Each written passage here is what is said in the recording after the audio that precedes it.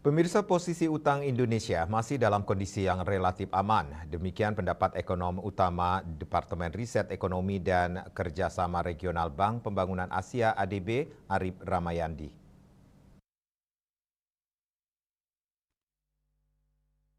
Arif kepada wartawan di Jakarta dikutip dari kantor berita Antara mengatakan rasio utang sebetulnya tidak ada batasan yang baku.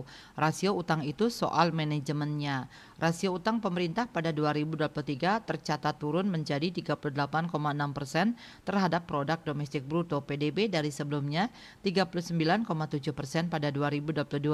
Sementara realisasi pembiayaan anggaran pada 2023 mencapai 359,5 triliun rupiah, turun 39,2% dibandingkan 2022.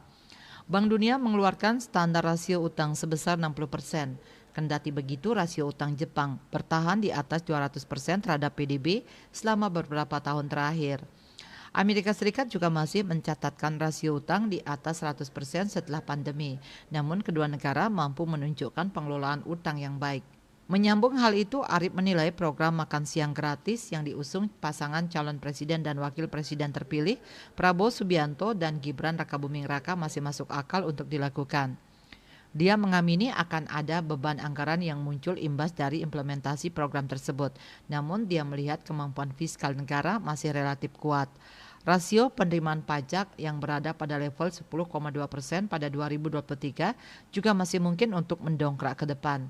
Potensi Indonesia untuk meningkatkan penerimaan negara itu masih besar, sehingga program seperti ini kalau dikelola efektif dan efisien, itu merupakan program yang bisa terbiayai. Terlebih defisit fiskal Indonesia masih di bawah target yang ditetapkan. Dia meyakini perekonomian Indonesia akan tetap baik-baik saja meski ada beban pengeluaran baru. KMB Bali Pos melaporkan.